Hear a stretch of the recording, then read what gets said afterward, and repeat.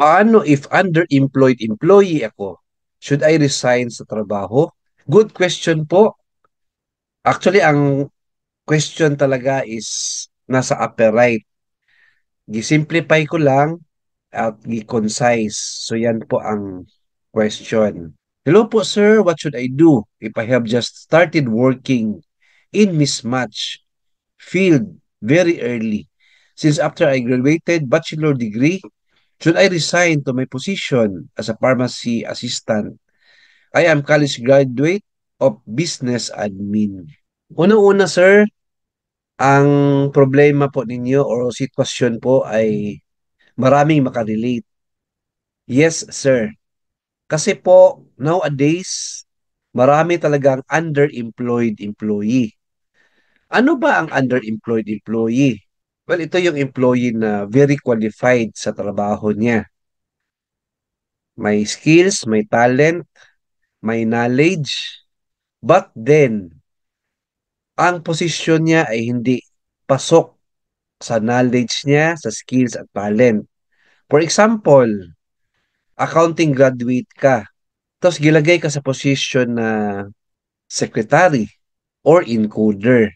So, malayong malayo po sa course ninyo, sa knowledge po ninyo, sa skills at sa talent. As a result, underemployed employee kayo. And not only that, maliit ang sweldo mo. Kasi nga, yung position mo sa company isa nasa mababang level. Right? So, kagaya rin ni Sir, graduate siya ng college, tapos pharmacy assistant lang po siya. Wherein pwede nga siya maging supervisor. Right? But anyway, sir, ganyan talaga ang trabaho ngayon. Bakit underemployed po tayo, sir? Kasi po meron nang naka-fill in na posisyon na taas. Sila po yung nakauna, sila po yung senior, sila po yung matagal na sa company. Ikaw po na newcomer, ikaw po na new entry ka lang sa company, chances are makakuha mo yung maliit na posisyon. Ang tanong niyo po, sir, should I resign sa trabaho? My answer, sir, is kung okay ang company, sir, may mga benefits, happy ka sa trabaho, okay ang work environment, do not resign, sir. Instead, magtagal ka pa dyan konti kasi once na mag-retire or mag-resign yung mga higher positions po, vacant na po yung position na yan and ikaw na very qualified, may knowledge, may skills, may talent, at may good personality, at good performance po tayo, you will be promoted soon, sir. Have you heard the term rules from the ranks? Ganyan po, sir, ang senaryo po. Meron akong example sa iyo, sir. May kakilala ako, sir. CPA po siya.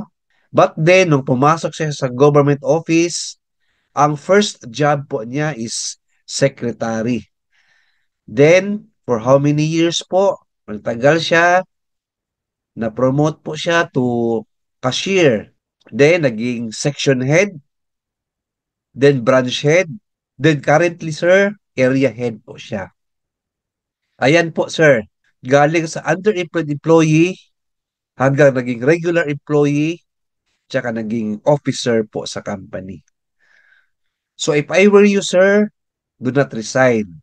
Except kung toxic environment po, hindi ka happy sa trabaho, maliit ang sweldo, at walang mga benefits ang employees sa company na yan, you resign po and look for another company na may magandang offer. Ayan po. Hope nasagot ko yung question, sir. Keep watching my YouTube channel. Please like, share this video, and subscribe my YouTube channel. Thank you, God bless, and two thumbs up.